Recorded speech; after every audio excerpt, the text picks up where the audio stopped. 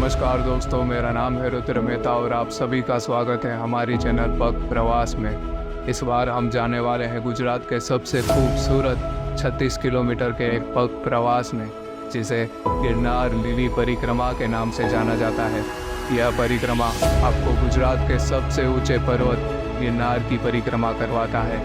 यहाँ के हरे भरे जंगलों की वजह से इसे लिली परिक्रमा के नाम से जाना जाता है। यह परिक्रमा कार्तिक मास की एकादशी से शुरू होकर पूर्णिमा तक चलती है और इस परिक्रमा का आयोजन जूनागढ़ की पावन भूमि भवनाथ में किया जाता है।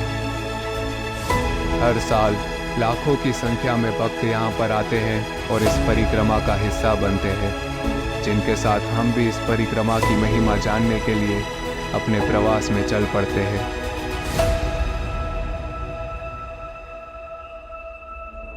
आसमान में चमकता हुआ चांद और अपने मन में श्रद्धा लेकर आए हुए लाखों भक्तजनों के साथ हमारे पग प्रवास लिली परिक्रमा की शुरुआत होती है।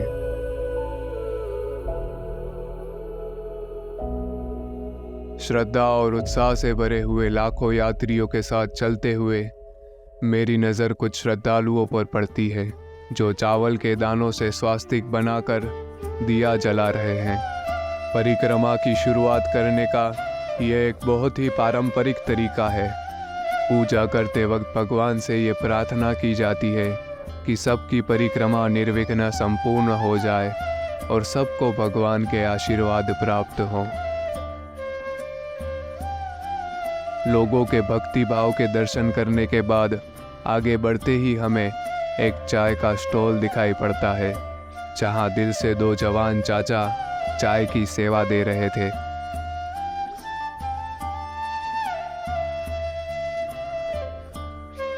चाचा के हाथ की चाय पीने के बाद हम आगे बढ़ते हैं।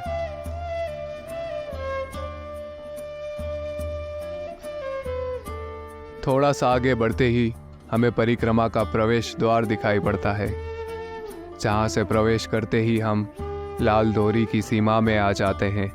लाल डोरी के जंगलों में से ही परिक्रमा के मुख्य मार्ग की शुरुआत होती है। द्वार से प्रवेश करने के बाद आगे हमें एक भंडारे की सेवा दिखाई पड़ती है, जहां एक अंकल बड़े ही प्यारे तरीके से लोगों को आमंत्रित कर रहे हैं।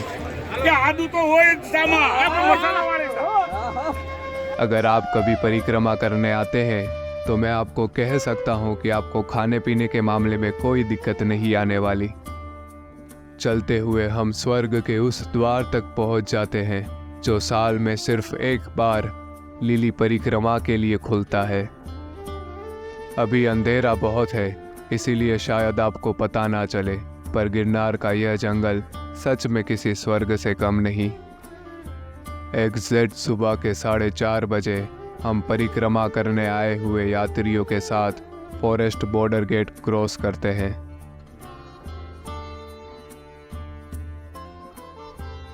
अपने मन में उत्साह और उमंग लेकर हम पग प्रवासी अपनी यात्रा में आगे बढ़ते हैं। जंगल की शुरुआत के साथ अंधेरे की भी शुरुआत होती है, जिसमें हम श्रद्धालु उम्मीद की टॉर्च जलाकर आगे बढ़ते हैं। हजारों की संख्या में हम श्रद्धालु इस अंधेरे में चलते हुए एक दूसरे का इस परिक्रमा में साथ देते हैं।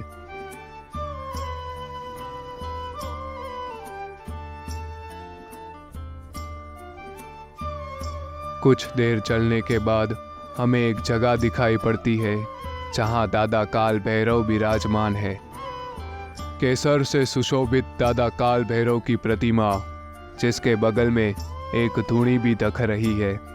दादा काल भैरव और अकोर धूणी के दर्शन करने के बाद हम वहां मिल रही पानी की सेवा का लाभ उठाकर अपने प्रवास में आगे बढ़ते हैं। अंधेरे में चलते हुए हम एक ऐसी जगह तक पहुंच जाते हैं, जहां से गिरनार की सीढ़ियों का एक बहुत ही खूबसूरत नज़ारा दिखाई पड़ता है। इन नज़ारों को बयां कर पाना शायद मुश्किल है, मगर आप मेरी माने तो ये सच में बहुत ही खूबसूरत है। टेकरी की ऊंचाई पर से गिरनार के दर्शन करने के बाद अब बारी है टेकरी उतरने की। इस परिक्रमा में हर उम्र के लोग आते हैं।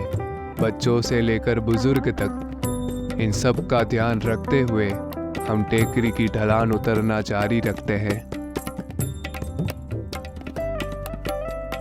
करीबन 1.5 से 2 किलोमीटर ढलान भरा रास्ता उतरने के बाद हमें कुछ लाइट दिखाई पड़ती है, जहां से परिक्रमा में व्यापार करने आए व्यापारियों की शुरुआत होती है।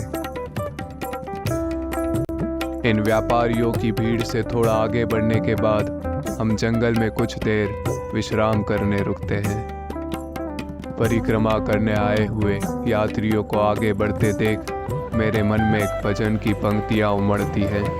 अलख तारा नाम नीरे हरि तारा नाम नी तुणी रे दखावी बेली हमें तारा नाम नी ओ जी रे तुणी रे दखावी बेली हमें तारा नाम। कुछ देर का ब्रेक लेने के बाद हम फिर से अपने प्रवास में आगे बढ़ते हैं।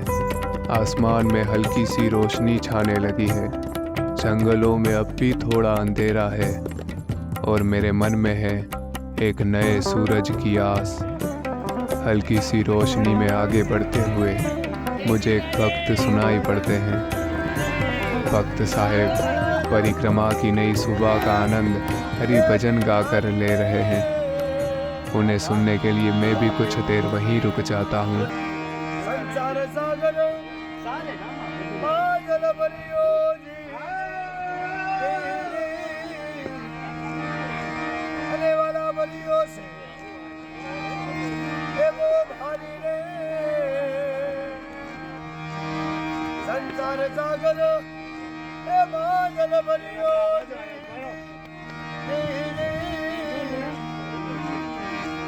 भला बलियो से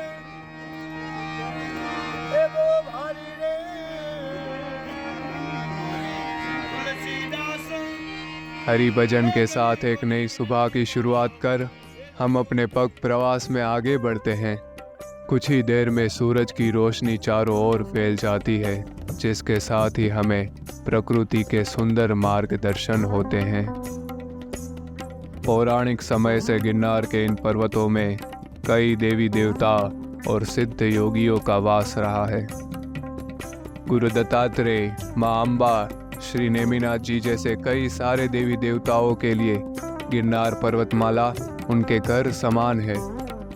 हमारे पुराणों में कई बार गिरनार पर्वत का उल्लेख रेविता पर्वत के नाम से किया गया है, जिसमें गिरनार पर्वत से जुड़ी कथाओं की महिमा बताई गई है। इस जगह की दिव्यता का सबूत यहाँ के लोगों की श्रद्धा में दिखाई पड़ता है। गिरनार पर्वत से जुड़े हर एक पत्थर की अपनी कहानी है, जिसे जान पाना थोड़ा मुश्किल है और मान पाना भी, मगर मैं इन कथाओं में मानता हूँ और मेरे जैसे बहुत लोग और हैं जो इन कथाओं में मानते हैं। मेरे लिए ये सौभाग्य की बात है कि मेरा जन्म जूनागढ़ जैसी पावन भूमि पर हुआ, जिस वजह से मुझे ये मौका मिला कि मैं आपको यहाँ की संस्कृति दिखा सकूं और आपको यहाँ की महिमा बता सकूं। एक नई सुबह की ठंडी ओस के साथ इन पर्वतों की गोद में से होते हुए हम आसमान में उगते हुए सूरज की तरफ आगे बढ़ते हैं। माना जाता है भगवान गुरु दत्तात्रेय भारत के कई पवित्र स्थलों का प्रवास कर जब गिरनार के इन जंगलों में पहुँचे, तब उन्होंने कई बार गिरनार पर्वत की परिक्रमा की और हजारों वर्षों तक गिरनार शिखर पर तप किया, जहां आज भी उनके पग पादुका मौजूद हैं। माना जाता है परिक्रमा के दौरान भगवान गुरु दत्तात्रेय जहां जहां रुके वह स्थान दिव्य हो गया, जहां लोग ध्यान धरने और साधना करने आने लगे, और इन जगहों को आज के समय में परिक्रमा के मुख्य पड़ाव के रूप में जाना जाता है। परिक्रमा करने आए हुए लाखों यात्रियों के साथ गिरनार पर्वतमाला का पहला पर्वत पार कर हम गिरनार की दाईं ओर पहुंच जाते हैं, जहां से हमें गिरनार पर्वतमाला के सारे शिखर दिखाई पड़ते हैं, जहां हमारे सारे देवी देवता विराजमान हैं। पहले शिखर पर माँ अम्बा, दूसरे शिखर पर गुरु गोरखनाथ और तीसरे शिखर पर गुरु दत्तात्रेय विराजमान है, जिनके दर्शन करने के बाद घने जंगलों से होते हुए हम यात्री अपने प्रवास में आगे बढ़ते हैं। कुछ देर इन घने जंगलों के रास्तों में चलने के बाद मुझे एक नोटिस बोर्ड दिखाई पड़ता है, जहां लिखा था मगर से सावधान, जिसे ध्यान में रखते हुए हम आगे बढ़ते हैं। पहली घोड़ी पार करने के बाद हम अपने पहले पड़ाव चीणा बाबा की मढ़ी के नज़दीक पहुंच गए हैं। सामने दिख रहे ऊंचे पहाड़ अभी हमारे लिए बस खूबसूरत नज़ारे हैं। इनकी ऊंचाइयों का पता हमें चढ़ाई के वक्त पता चलेगा। कुदरत के इन खूबसूरत नज़ारों से होते हुए हम एक छोटे से डैम तक पहुंच जाते हैं, जिस वजह से हमें आगे नोटिस भी दिखाई दी थी। एक छोटा सा डैम हमें अपने बड़े खूबसूरत नज़ारों के दर्शन करवाता है। गिरनार की दिव्यता, पानी की स्वच्छता जैसे वातावरण में पवित्रता बिखेर रही है। अपने मन में श्रद्धा लेकर चल रहे लाखों लोग इस बात का सबूत है कि हमारे भगवान हमारे साथ हैं। वो हम पर अपनी कृपा बरसा रहे हैं और हम सबका ये सौभाग्य है कि हमें उनकी सेवा इस प्रकार करने का मौका मिला। जंगलों के बीच परिक्रमा के प्रवास में चलते हुए कुछ अन्य क्षेत्र दिखाई पड़ते हैं।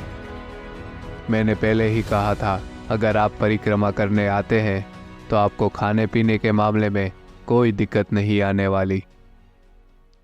सारे अन्य क्षेत्रों का आयोजन देखने के बाद हम वहां से आगे बढ़ते हैं फॉरेस्ट चौकी की ओर, जहाँ सूर्य देव पेड़ों के पीछे से अपने हल्के से दर्शन देते हैं। चौकी की ओर थोड़ा आगे बढ़ते ही हमें सूर्य देव के दिव्य दर्शन प्राप्त होते हैं। सूर्य देव अपने प्रकाश से वातावरण में दिव्यता बिखेर रहे हैं, जो मेरे मन के हर एक कोने को प्रकाशित कर देता है।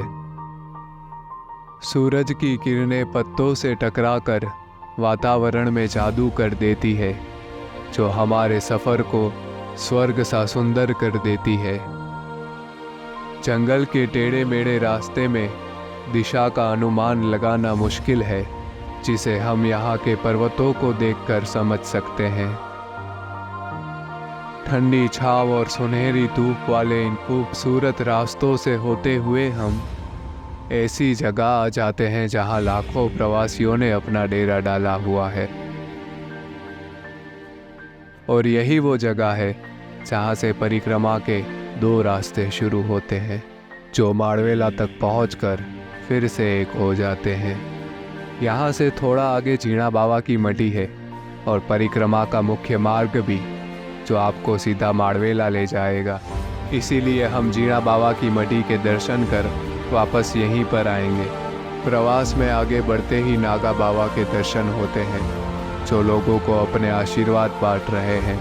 ऐसे ही वैरागी साधुओं के अलौकिक दर्शन प्राप्त करते हुए हम चीणा बाबा की मढ़ी की ओर आगे बढ़ते हैं।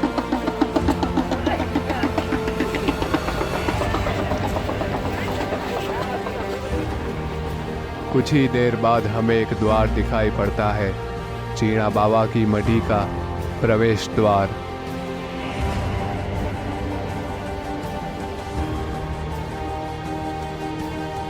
द्वार से प्रवेश करते ही हमें गिरनार की दिव्य गोद में बसा एक मंदिर दिखाई पड़ता है।